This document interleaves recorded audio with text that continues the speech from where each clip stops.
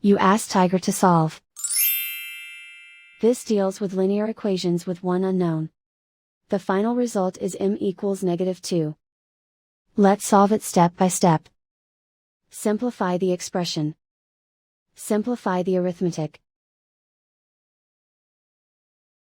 Swap sides.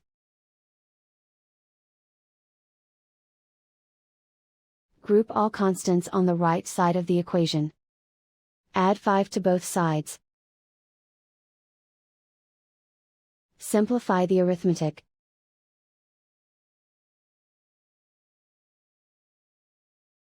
Isolate the m. Divide both sides by -7. Cancel out the negatives. Simplify the fraction. Move the negative sign from the denominator to the numerator. Find the greatest common factor of the numerator and denominator.